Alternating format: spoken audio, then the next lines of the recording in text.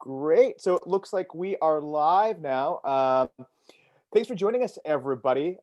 Today, I'm excited about this conversation we're going to have with Senator Mona Doss and Representative Mari Leavitt. Representative Leavitt is on a national call right now, so she'll be joining us in a couple of minutes, and we'll circle back around to her. But we are excited about having a conversation just a weekend away from the start of the 2021 legislative session. Obviously, a lot on the plate this legislative session, what will be which will be an unusual environment. So we wanted to have a conversation about what the legislative session is gonna look like, how folks can interact with the legislative session, and then because we are Habitat for Humanity and we do have a focus on ensuring that all of our community has safe, decent housing. We want to talk about housing issues that are expected to arise during the legislative session. And I see Representative Leavitt has just joined us. Rep Leavitt, thanks for joining today. Thanks for having me. Hi, Senator. It's great to see Hi. you. Hi. Happy New Year. Happy New Year. Sorry, Jason, we don't get to see each other very often these days, so it's great. Super excited. Well, I'm glad you could make it. I know your assistant let us know you were on a national call, so we appreciate you making the time for us today. So yeah, thank you. I do want to make sure we get to introduce you both, though. So I have worked with you both a lot for your. And just really quick, Jason, Mari, when you come on, your name shows Jason Gauthier, so I had to change mine too. Oh, thank you. Yes. Well, the real Jason Gauthier, please stand up. A quick Eminem reference is always a good way to start any sort of webinar. So I want to introduce our panelists today. So I'll start with Senator Mona Doss, representing the 47th Legislative District, which I know is Kent, but I think Covington as well. It's sort of South King County. Senator Doss was elected in 2018 and has been the primary sponsor of two bills that have passed that were Habitat for Humanity dream pieces of legislation. And so thank you for joining us today, Senator Doss. And I'll talk a little bit more about you and your role in the legislature as well. But then also want to introduce Representative Mari Leavitt. Representative Leavitt represents the 28th Legislative District. So Lakewood, University Place, Steilacoom, DuPont, I think part of Tacoma. You catch a lot of Pierce County, and we are so glad to have you here today. And I mentioned that Senator Doss had sponsored a couple pieces of legislation that had passed Habitat for Humanity's sort of wishes. In her first year, Representative Leavitt was the lead sponsor on a companion piece of legislation that was passed as a Senate bill. So love to see both of you here. You've been longtime supporters of our organization and helping people achieve the dream of owning their own home and ensuring that all members of our community have a safe, decent place to live. And so I couldn't think of two better folks to come and talk about the legislative session and housing issues that we expect to arise. So thank you so much. So I'm going to just jump right into it. As the legislative session is going to start in just a couple of days on Monday morning. Obviously, with events in Washington, D.C. Just a couple of days ago, and same time events in Olympia at the governor's mansion, we know it's going to be a very unusual session, first of its kind, as a virtual session, and obviously with sort of these events hanging over us, I wanted to sort of start off by asking both of you, what do we anticipate the legislative session looking like in sort of this format? And what do you expect? How will sort of the work change outside of just we're sitting at our computers doing that work? So I'll let you have at it. I'll turn it over to Senator Doss to begin. I was just going to turn it over to you, Mari. I know. We're good friends and we're great teamwork on how well, thank you so much, Jason, for having us. And as you mentioned, it's been an honor to support Habitat while in the legislature, and so it's just been great to be partners. As Jason mentioned, I do represent the 47th district, which does include Covington and Kent, but also includes Auburn and little tiny part of Renton and a teeny tiny, even smaller part of Black Diamond. It's been a great honor to represent this vibrant community. And yeah, we know it's going to be an unprecedented session for sure. I want to shout out to my colleagues and legislative staff that has been working basically since session ended last year. And now I can finally say last year. I've been saying this year for what felt like 17 years. And so now it's nice to say this year and last year, because last year just lasted for so long.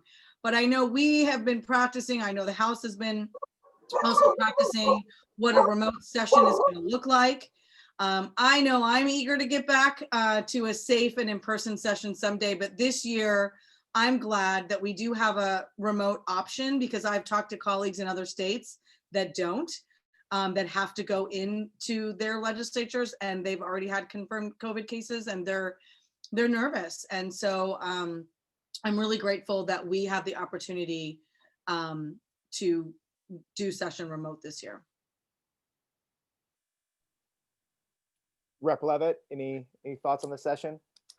Yeah, I think this is going to be a historic session, and certainly most recent history of folks not coming to the Capitol to meet with their representatives. And I apologize, my dog is barking. So always helpful when we work from home. And this is going to be an example of that right here. I think it's going to be historic in that regard. I do think that we are going to pass fewer bills. And I know that you all have heard that. We'll have, on the House side, we've been given guidelines to have fewer bills in terms of what we introduce this session. And that really needs to focus on the following four buckets, if you will: COVID response, economic recovery, climate change, and then police accountability and equity kind of reform. And then wrapped around that, what I call three ancillary buckets would be public safety, of course, always, as well as what brings in revenue for the state and what saves the state revenue, or may bring in revenue if we do something and the federal partners will do something more. And so those are really going to be the focus areas of this session. While it's a long session, it's going to be a short session in terms of the kinds of bills that we get out. And I really am looking at the session kind of from a Maslow's hierarchy of needs approach, that the most vulnerable folks are going to be the focus, and those small businesses that are, in dire, desperate need are going to be the focus, and making sure that people have food security and housing and all those things to be able to sustain themselves and their families. The one thing I will say from a public perspective, there is a silver lining. Folks now will probably participate more than they did before, because they don't have the added expense of coming down to see us. They can sign in. We can accept email testimony and written testimony. In the past, we haven't necessarily done that to the volume.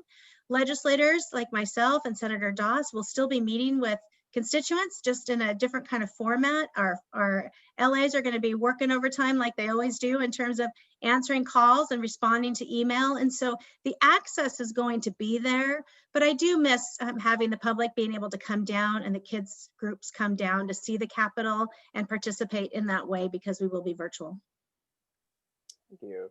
So I don't want to spend too much time on on sort of like the operating of the legislature, but I do, in my role, advocating for Habitat for Humanity, during the legislative session, so much of that, so essentially all of the work that we do, and that my counterpart lobbyists do, is in person, right? I mean, so much happens in like the short walks in the hallways and between meetings. So how do you sort of see sort of like that, like where a lot of that work gets done on those short walks and those short conversations in person, sort of going away? How do you see your work being affected by sort of the elimination of what a lot of lobbyists would say is like how I do my job? Mm-hmm. Well, I'll say for myself, I have 2 laptops and 2 phones. So I will be more accessible than ever, probably. And as Rep Leavitt mentioned, the public testimony being able to be, for folks to be able to come in remote is going to be a game changer. I've had some public testimony in other committees, and it works great. And so I think that now that we'll all be remote, it won't even just be like, oh, and now we're going to the screen, because we'll all be remote. Mm-hmm. I mean, for me, I too, I'm 100% extroverted, so I'm really going to miss the in-person. And this does help a little bit. It's not 100% the same, But, you know, we're still going to be, as Mari mentioned, really easy to get a hold of. You know, please reach out to my office. We're still scheduling meetings. I mean, we're trying to do as business as usual as much as we can and make sure that we still have access to folks. And really, like anything in life, I think relationships are going to be even more important. And being able to, you know, just have that quick call and know that we don't have time for probably a lot of pleasantries like we normally do. I mean, it's basically going to be like, what do you need? Okay, great, perfect. I got to move on. So I think relationship is going to be key, and maintaining the, just maintaining the, I think the business, and knowing that we've got to get things done. And Rep. Leavitt just put it so well. I mean, those buckets are really what we're focused on as the legislature as a whole.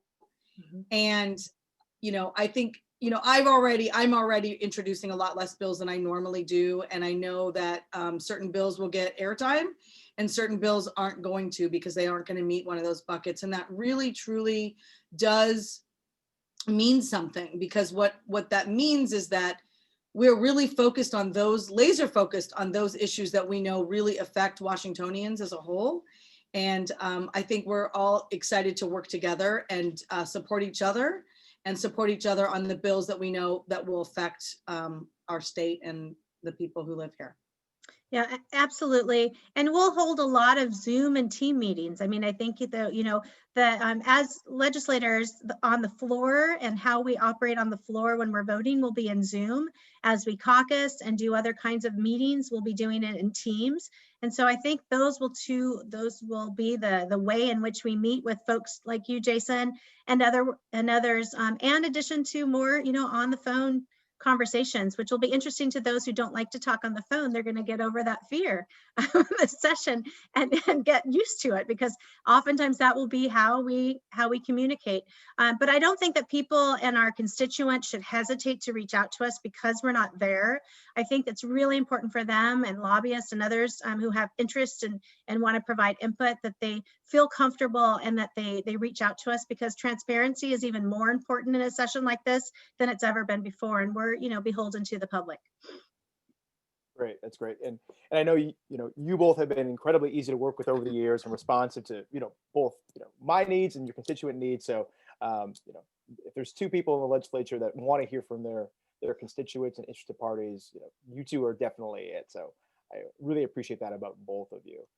So I did want to sort of dive into Habitat for Humanity and housing today. So starting off really quickly, you both sit on your respective housing committees. Rep. Leavitt, you are on the Housing, Human Services, and Veterans Committee in the House, and Senator Doss, you're the vice chair of the Housing and Local Government Committee. It was the Housing Stability and Affordability Committee, and now you got some more responsibilities there with local government. But those things obviously tie in together in a lot of ways. So just to sort of jump off into housing, what sort of things are you expecting the committees to be contemplating, to having some public hearings and discussions and work sessions on as we jump into the 2021 session? Mari, you want to start? Sure. Yeah. So certainly, we've heard a lot over the time since we got out of session on March 13th about the need for rental assistance. And so issues of housing as it relates to being able to remain where one lives now is top of mind, and rental assistance programs, not only for our renters, but also for landlords, and rental assistance for our small businesses in terms of commercial lease. I think of that as housing for small businesses in terms of those approaches, but those issues will be front and center, and there are bills that are being proposed that will make sure that we're setting up those landlord mitigation funds buckets, as well as rental assistance, and being able to assess all of those folks who are going to need it. And when the eviction moratorium is lifted, that problem will have not gone away. So we're grateful for our federal partners who are infusing millions of dollars, but that will be a critical focus moving forward. I think on the topic of homelessness itself, I think of of housing as a continuum. And there's issues of homelessness that we need to address in terms of shelters and providing beds and spaces for our veterans and across the board. Part of the reason I was late, I serve on the Joint Task Force of Veterans and Military Affairs for NCSL. And we talked a lot about the need for housing in our veteran community. And so that certainly is a focus as I represent JBLM and grateful to do so. So rental assistance housing, in terms of affordable housing, we have seen, competition, fierce competition for the few houses available that go on the market that are, market value or below market value. And so providing those opportunities to increase, whether it's through grant programs, whether it's through banks opportunities for folks to be able to get into housing, available housing that's affordable, to build that middle class.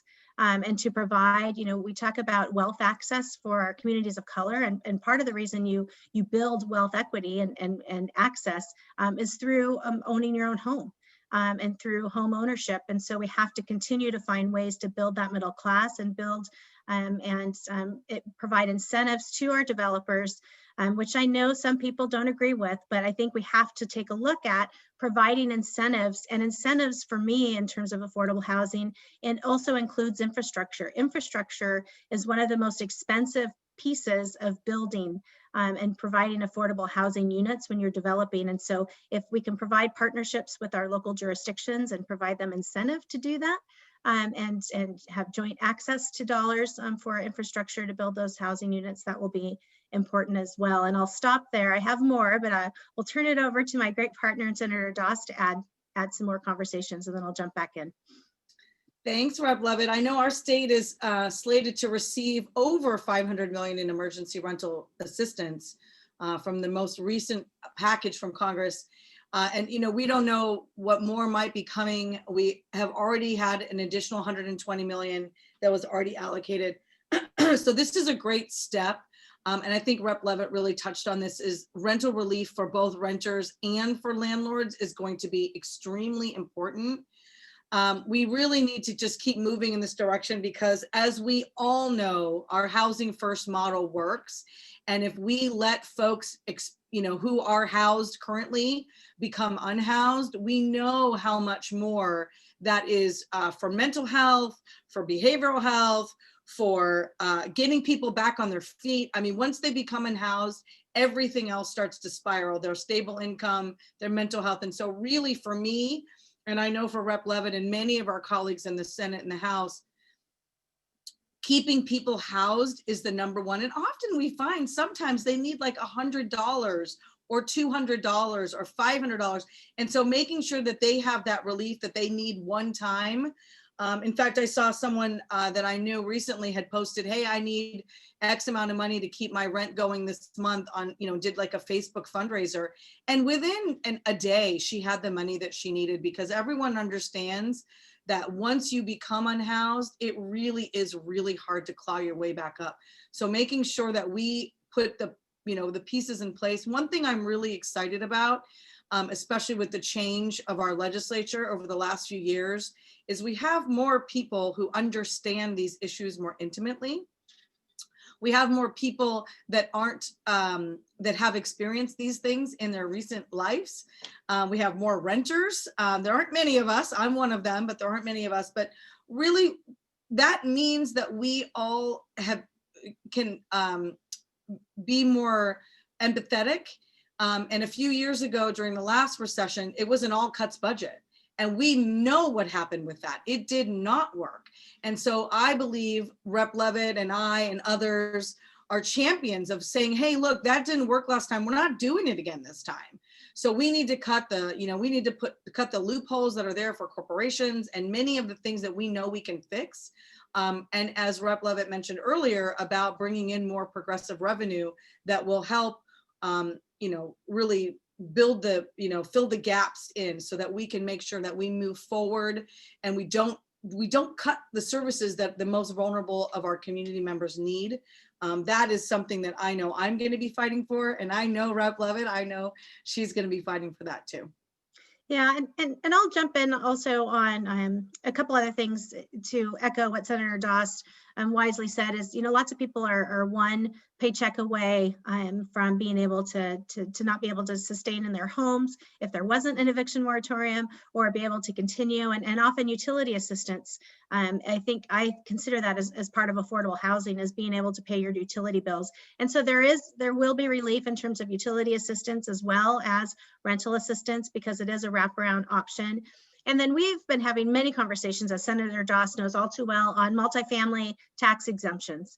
And we have to talk about that. We started that conversation the last 2 years when JLARC, which is the Joint Legislative Accountability Committee, indicated that it was unclear whether MFTE dollars are making a difference in terms of affordable housing units, and making sure that our local jurisdictions, as they approve MFTE projects, that they're really analyzing how does this impact the affordable housing unit stock in their communities, and holding those projects accountable to doing what they say they're going to do.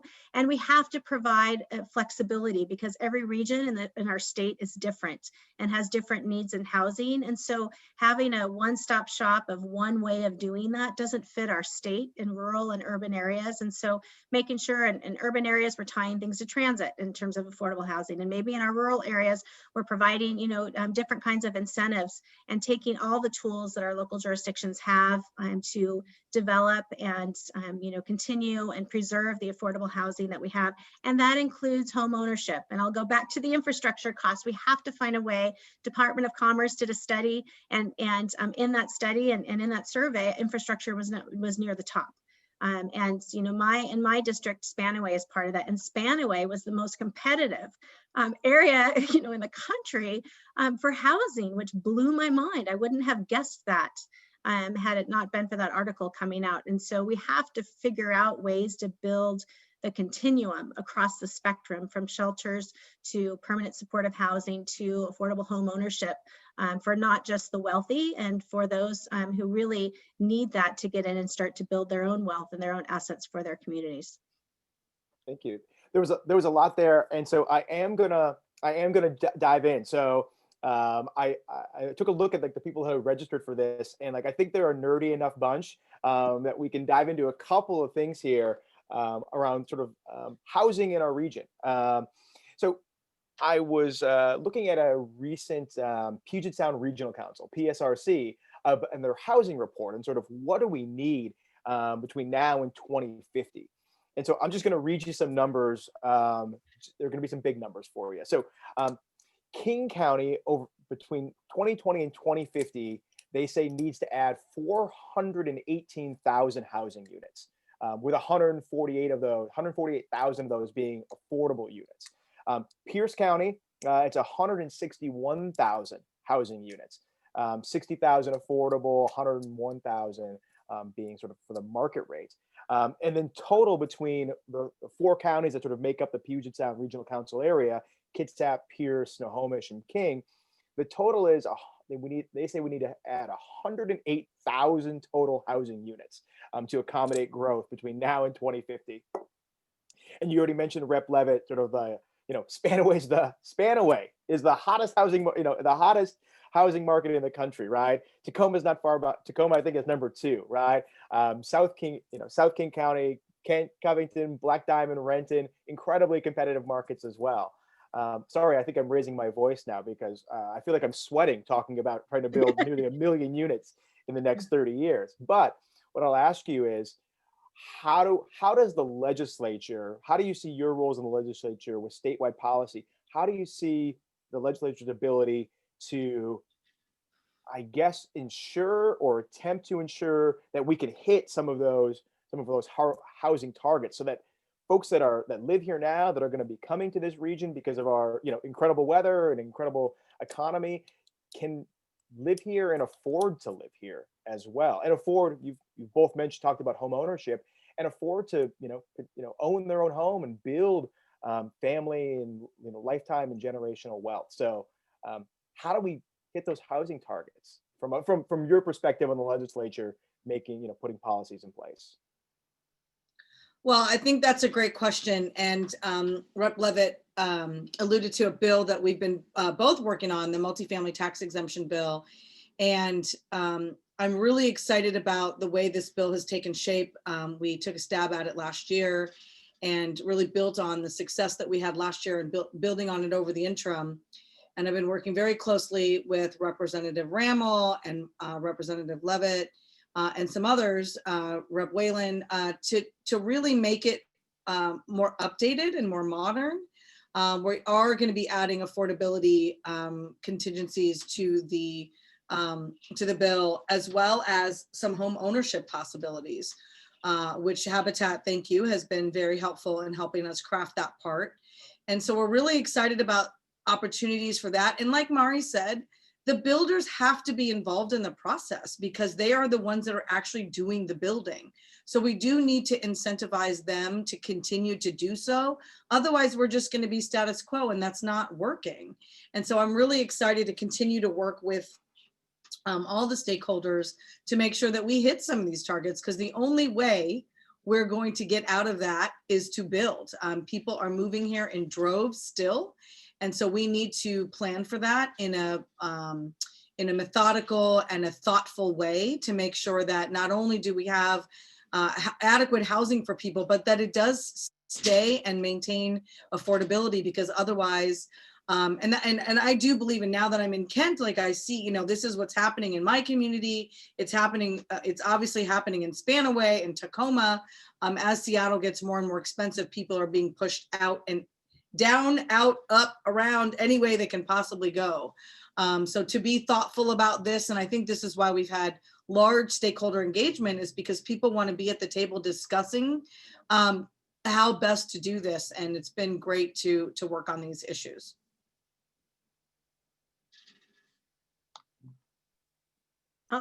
Sorry, I muted because it gets a little loud here in my family. Three animals and 3 kids at home. So apologies. You know, I don't think the legislature can, so I'll push a little bit on your premise, although you didn't say this, but I think oftentimes the legislature isn't going to solve the housing crisis. You know, there are a lot of smarter people than we are across our state that are working on housing, and it has to be a partnership. And I see housing as a partnership between local jurisdictions. They have a responsibility and an opportunity to make sure that housing is affordable and available in their communities. I think the state has a role in terms of crafting policy that creates those incentives, and then also holds folks accountable for taxpayer dollars. If you're going to get taxpayer dollars, you better use them in the way that you're expected to use them, and you know, not shirk on that responsibility. And then I think our private partners and our landowners and our developers and our contractors and those folks have a role to play as well. So I see it as a 3-pronged approach. And then a fourth group that I think really has a strong role to play are groups like, you know, Habitat for Humanity, other nonprofit agencies. That, you know, in Pierce County, we have the Korean Women's Association who does housing, our housing authorities in terms of infusing dollars through the capital budget. You know, we're talking about operating dollars, but the capital budget has a role to play in the Housing Trust Fund and infusing dollars so that we can get more affordable housing options built. I think is one of the ways that we need to go. And when the state, I see the state's role, that when we do provide tools to our local jurisdictions, and I'll give you some examples. House Bill 1406 created some incentives, of tax incentives for local jurisdictions to do some housing, kind of affordable housing, and the legislator's role. And I've been doing this in Pierce County. Anyone who, you know, is taking $1406, how are you? When are you using those dollars, and how are you using those dollars? And I can tell you that Pierce County, you know, as of a month ago, has sitting on $900,000 that they hadn't chosen a project yet. And so, you know, and I think it's just a compilation of creating, you know, smart policy that recognizes the diverse nature of the partnerships we have to have, and smart incentives that folks buy into, so therefore they'll use them. And what I mean by that is, I was in Wenatchee, East Pierce County, or East Wenatchee County, or I'm not sure, I can't even recall their name, but anyway, it's their Chamber of Commerce. they held a housing forum, and so I went over to Wenatchee for the day along with Chair Ryu and some others, and to hear from their chamber and their housing folks to talk about the challenges that they're having in housing in Eastern Washington. And we went and toured different sites, and one of the sites we went to was a developer who's doing single and multifamily homes. And I asked, are you using MFTE, multifamily tax exemption policies in your 12-year project? And they said no, it didn't pencil out. We couldn't make it work. And so again, identifying those policies where we're working together to hold folks accountable, but also recognizing the great need that we need in those partnerships to do those. And then it's not enough on affordable housing. I will say to do the project, you have to provide the operating dollars for the wraparound services for some of those projects in order for those families to be able to sustain themselves and thrive. And so, oftentimes it does take a combination of both. To be able to make that work. Thank you. So I'm gonna follow up on sort of in this line of thinking about how do we get there, right? What tools does the legislature have? And I appreciate you saying, Rep. Leavitt, like, this is a partnership. Like the legislature can't wave a magic wand and like put a policy in place that makes nearly 1 million units appear in the next 30 years. But I did want to ask, and this is more for Senator Doss. Senator, you had a bill last year, and there was some controversy around it. It was a housing bill and I'll let you put your own words in it too. But would have essentially said, that jurisdictions can have to allow missing middle housing to be built in single family residential neighborhoods, right? It wouldn't say you can't zone for a single family house. It would say you can't zone to not allow that if it fits like the site constraints and setbacks and height requirements, right? And so I wanted to ask about that because I know a lot of folks are excited about a tool like that, right? That we see that, to add 800,000 units in the Puget Sound, to add 400,000 units in King County, that we're gonna need jurisdictions to sort of work in partnership with the community and builders to be able to build our way out of this problem that we've sort of sunk ourselves into. So I wanted to ask, if you could give us a little sort of update on that bill, if that's something that the legislature will be contemplating again this year. And then if you wanted to add any sort of any thoughts around that, because I know you have a lot of thoughts about housing in this arena specifically. So yeah, well, thanks for teeing it up for me, Jason. We didn't even talk about this. I love it. Actually, we are going to be reintroducing a bill, the missing middle bill. Essentially, there are lots of opportunities to build duplexes and triplexes in the urban core. And I think this is a really great way for people to help start to solve this problem. So it's not saying, like you said, it's not saying that you can't build a single family house. It's just saying that you have an option to build a triplex or a duplex or quad, as we call them in the business. But I'll tell you, my favorite example is my dear friend who lives in Beacon Hill, and his house, if you looked at it from the front, you would have no idea. But if you go around the back, he's got a 2-bedroom unit and a 1-bedroom unit that he uses as rentals for folks who can't afford to buy but want to live in Beacon Hill. So it's a great option. And again, from the outside, you wouldn't even know. This would allow backyard cottages. It would allow a mother-in-law unit, so many different options for folks. And we got real close last year. And we did end up putting our bill in as an option to one of Representative Fitzgibbon's bills. So we are bringing that back. In fact, I just got the language earlier today to drop that bill probably early next week. So stay tuned for that. Thanks for teeing that up for me so nicely. I appreciate it. When you're on a panel, everybody deserves at least one softball to knock out of the park, right? Rep. Leavitt, yours might come, right? Rep. Leavitt, I did want to sort of circle back to you. I mean, you obviously represent, a big chunk of Pierce County in the 28th. Your career actually had led you at one point. You were the deputy director of what is now the Human Services Department of Pierce County, which I'm sure gives you in a deeper insight even into sort of the housing issues in our community, especially when we look down, look at the continuum and look at the lower end, right? That sub 50% AMI or that sub 30% AMI, typically our homeless community. And you mentioned, 1406, how are we spending those dollars? But and I know you're not going to tell Pierce County how to spend their money, right? But I'm wondering from your perspective, as we sort of look at that end of the continuum, right, in our growing, unhoused community, what are you hoping in this session and in coming years the legislature can do to provide? I hear it a lot, like we need more resources to battle this problem, right, or to serve our unhoused community. What are you hoping in the next couple of years the legislature can consider, right, to either better resource or sort of more effectively help our local jurisdictions leverage resources they have to serve this community, in their housing needs?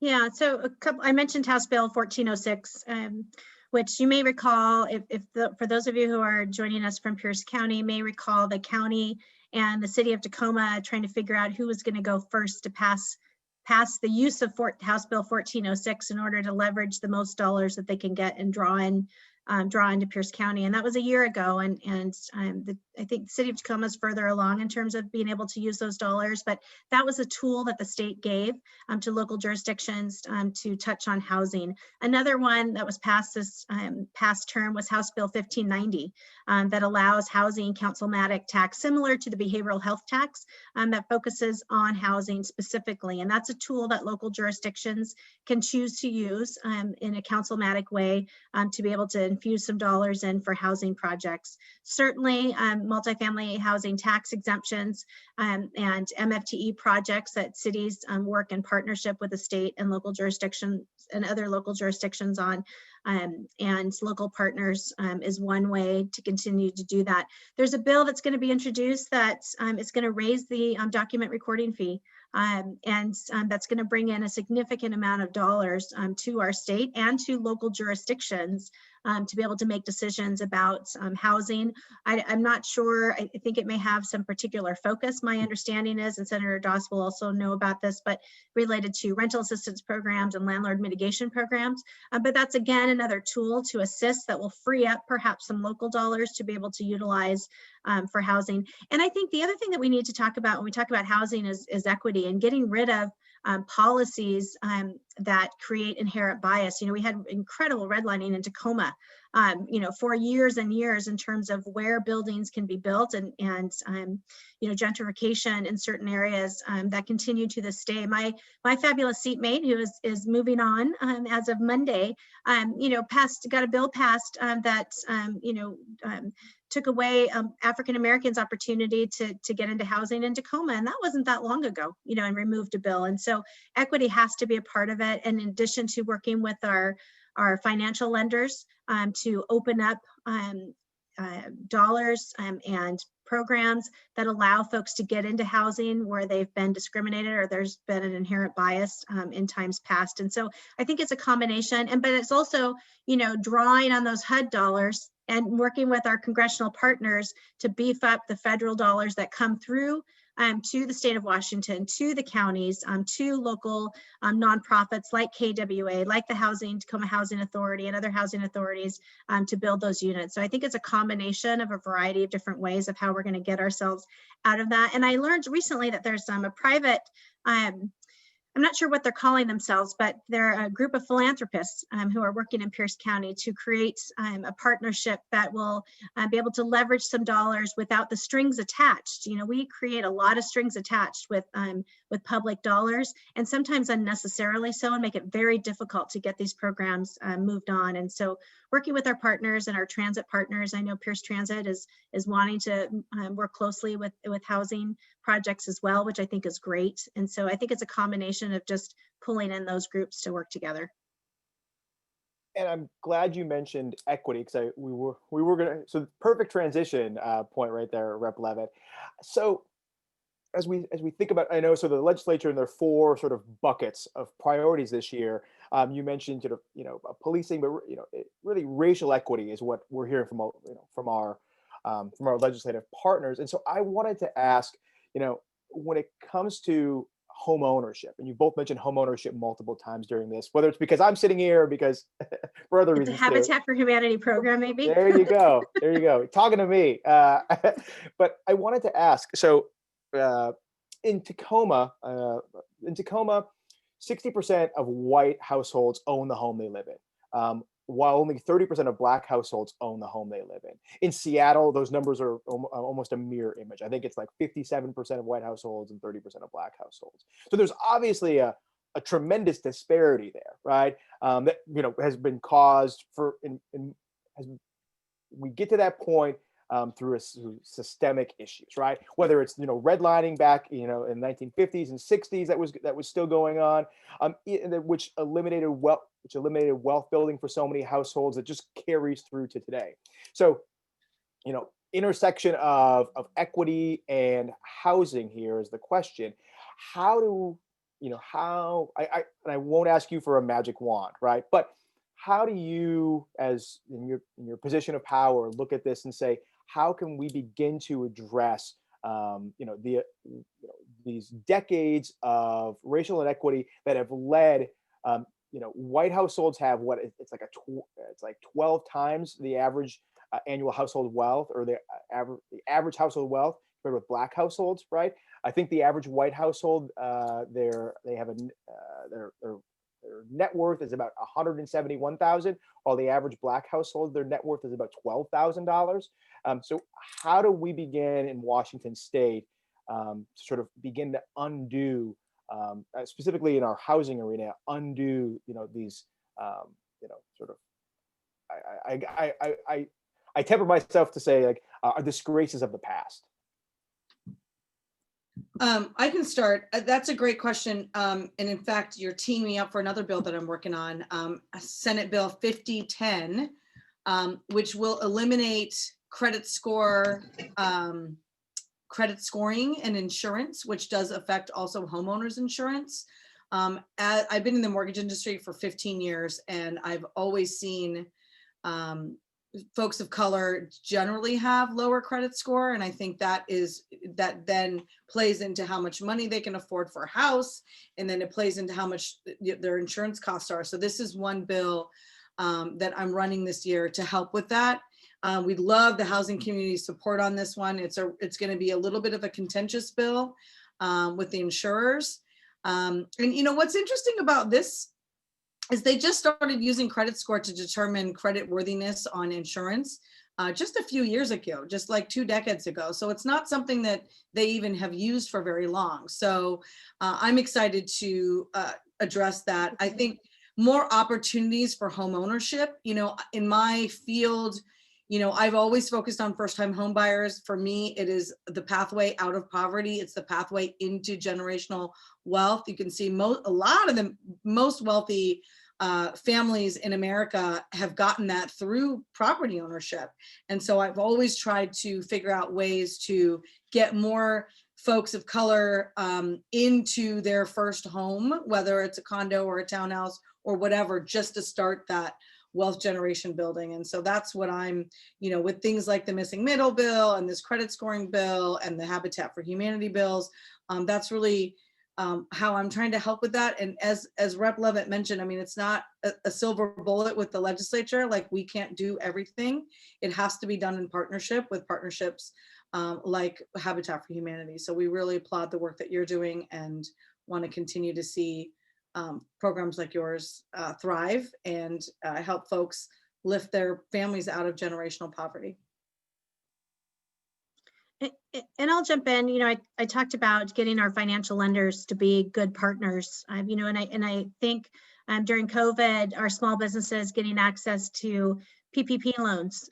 You saw the disparity for our small businesses of color who didn't have the financial relationships with the lenders that other businesses may have, or access to those dollars and those low income opportunities. And the credit score is a part of that. And so I'm grateful to Senator Doss for bringing that forward.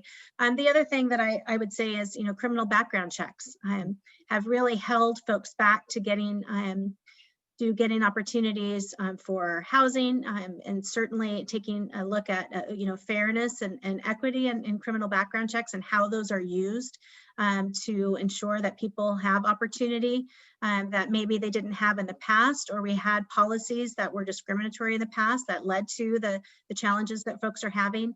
And when you think about building wealth and what the legislature can do, I think of COVID, and again, I'm going to keep coming back to that. That's been a great example of who were the essential workers who had the highest risk and were going to work every day. They were predominantly communities of color with low paying jobs who had to go in order to take care of their families because they don't have the benefits that folks who are staying home were likely to be more educated, higher income, and less risk in terms of their abilities to do that. And you get that those opportunities to build that wealth equity through post-secondary education. So I'm gonna put a plug in to that as Vice Chair of College and Workforce Development, because I think that those opportunities that we expand for related to equity really tie into one's ability to have salaries that are conducive to being able to purchase homes and being able to afford market value and above market value homes. And so it all ties in together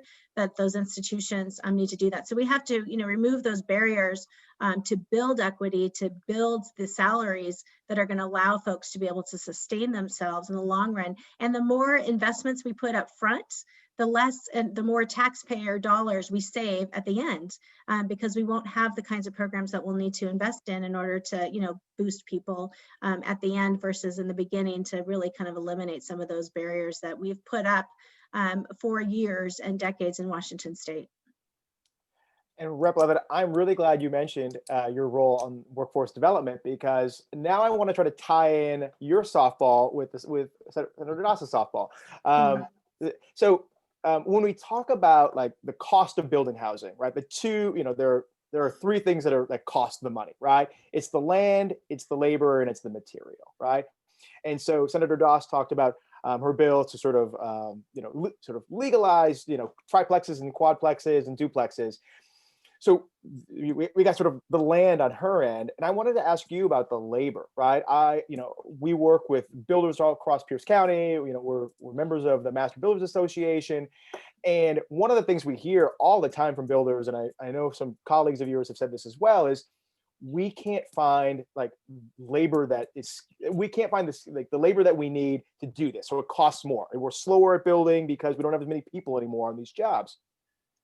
So, workforce development, how do we create a better pipeline, right? Or encourage more folks to get into some of those high paying career fields in sort of the construction trades, right? Whether it's plumbing or electrical or, being a framer. How do we sort of build that pipeline, from your perspective? Well, it's certainly by expanding access to apprenticeship programs and other programs. We've gone away from career and technical education programs in our country and developed a bias towards baccalaureate pathways as the best way, and that's not the case.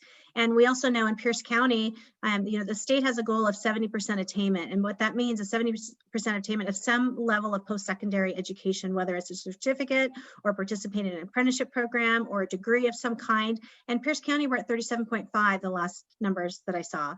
And we have a 740,000 shortfall that we're going to have going in the next decade for jobs. And so it's expanding those programs in our communities and working with our skill centers, Pierce County Skill Center. We have skill centers all across our state to provide those programs and provide incentives, whether it's through loan forgiveness programs or, if you choose this job, then you can do this. That will help, I think, do some of that. The other thing, if I may go back to public lands, we have a lot of public land that's not being used and that's available to develop housing projects. The Tacoma Housing Authority partnered with Tacoma Community College to develop a housing project for students on their campus that can be expanded to opportunities for community. And so looking at our public lands that are available, whether it's in cities or at community and technical colleges or universities that have excess land available, or whether it's providing opportunities on school district property that's not being used to develop housing for our communities. We have to take a look at that, and our city partners need to come along and recognize that they've got to give a little too on that. I know some are really kind of resistant to doing that, And I can tell you that that's not the way to develop partnerships in terms of building and using our public lands in smart ways to work together with our partners and on the private and public side to develop those affordable housing units. So I can't get away, and you've seen some bills this past term on public lands, utilizing space, and you'll continue. And those have been proposed by Republicans and Democrats alike, because we recognize that we have to use all of our resources collectively to solve this crisis. Thanks for bringing that up, Mari. I want to talk about a project that I went to visit just a few weeks ago, masked and socially distanced, of course, but it was in Auburn, and it was incredible. It was just exactly what Rep. Leavitt is talking about. It was a public partner, private, concept where it was a youth homelessness center. And once those youth left the center, like aged out, they didn't have anywhere to go, but they had land.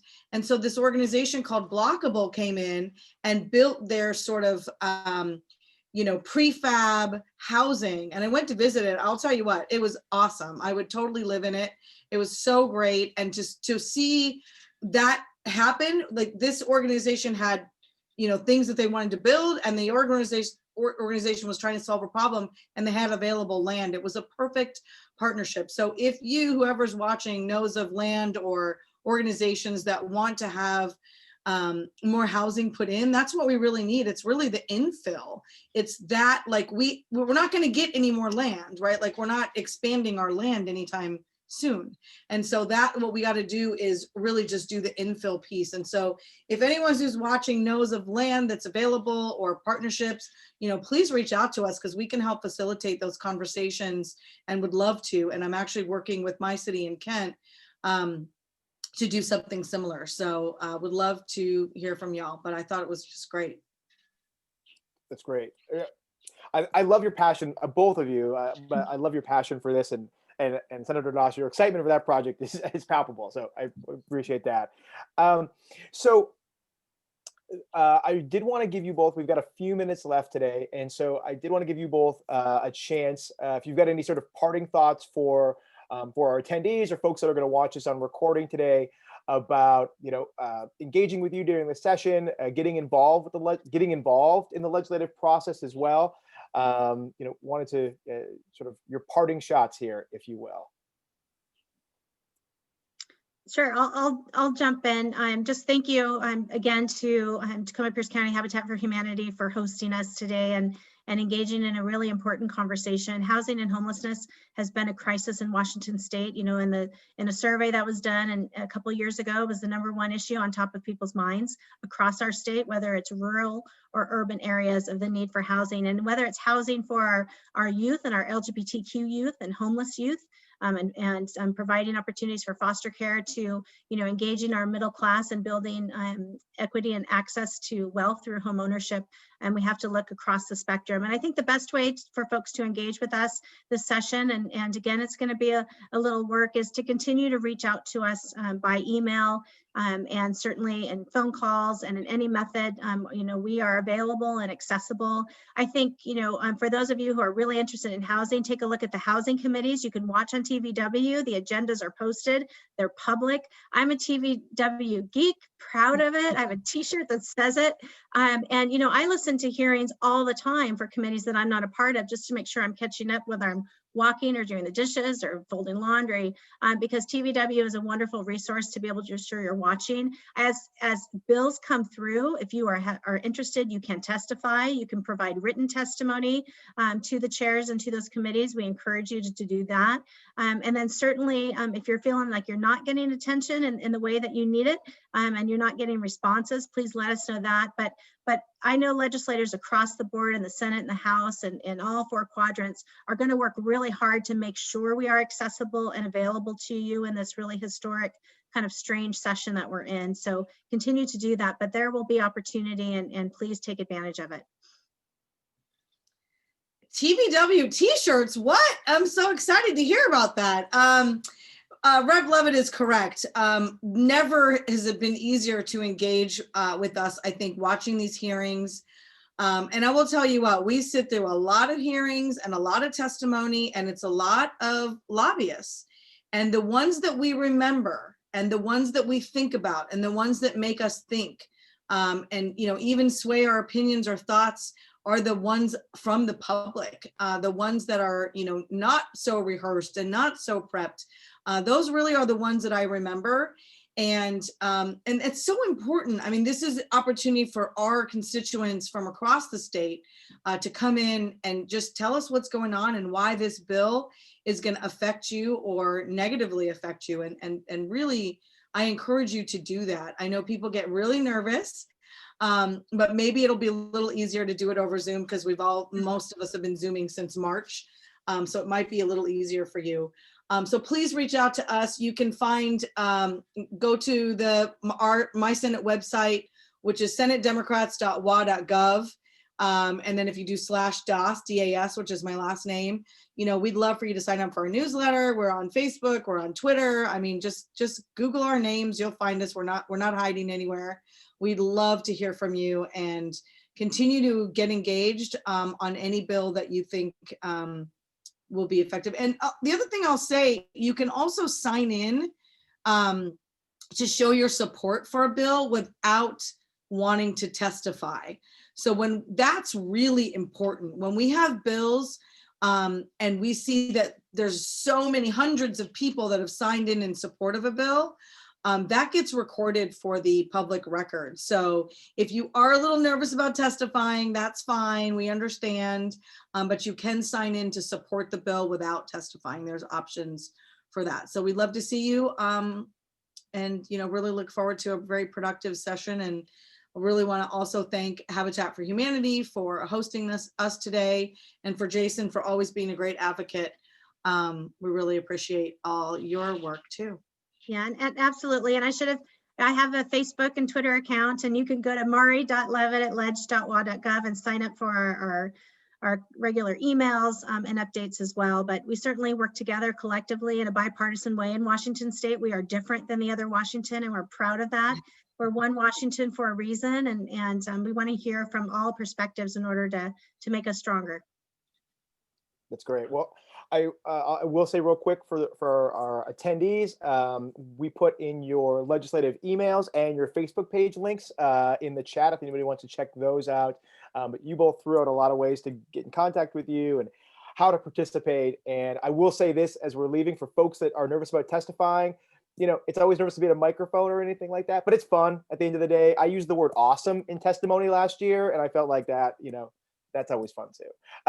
So anyway, want to thank Representative Leavitt, Senator Doss. Thank you for taking an hour, just 48 hours or so from the beginning of the legislative session, for coming here and talking with us today, and giving us your insights in what we're going to see this session and housing policy that might be coming down the road. So thank you so much, and have a great day. We'll Thanks, see you. everyone. Happy New Year. Happy New Year. Great to see you, Senator Doss. And great to see you. Bye. Bye. Bye.